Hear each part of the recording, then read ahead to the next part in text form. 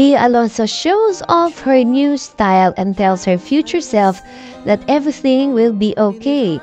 3 buwan after nag-split niya sa kanyang ex-fiancé na si Dominic Roque, actress Bea Alonzo appeared to be only looking ahead as she presented a new ferocious appearance and suggested that her future self will be okay.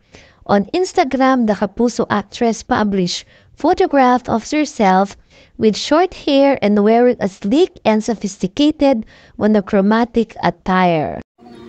Hello, good morning once again. This is Rose, licensed guidance counselor. Bakit nga ba nagpagupit at nagpaganda si Bea Alonzo? Nakikita natin na nagpagupit, no, si Bea Alonzo. Anong tawag dito sa psychology? Tawag dito is the emotional shedding process. Pag ang isang babae ay nabigo, pero siyang tendency na magpagupit ng kanyang buhok. Bakit nga ba?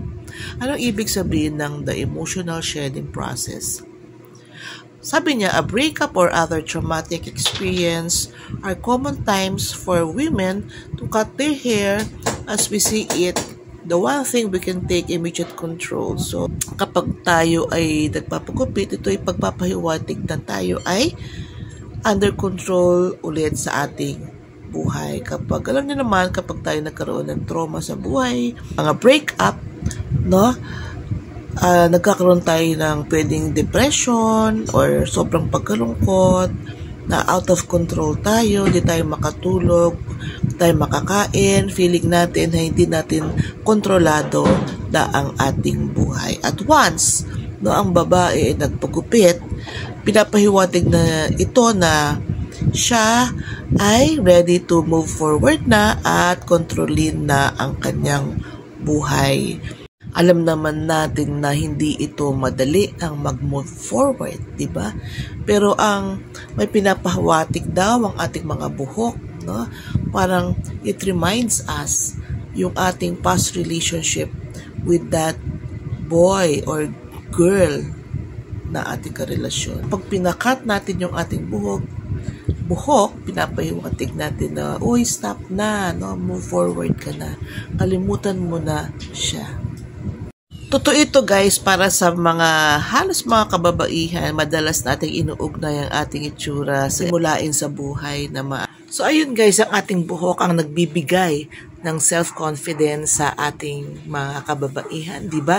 Ito yung tinatawag nating crown of beauty.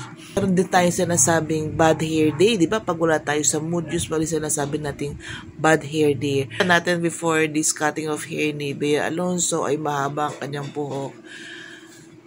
Ngayon ay nagpaganda siya lalo at siya ay nagpagupit. Ito kaya ay pagpapahiwatig niya na nagmo-move forward na siya.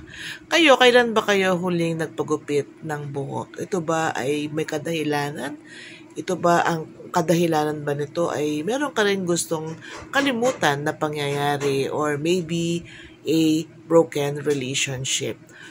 Please like, share, and subscribe to this channel. And kung meron po kayong gustong itanong, ay pwede nyo pong i-comment sa ating comment sections. Bye! Cause I had so much to give, but you just refused my love.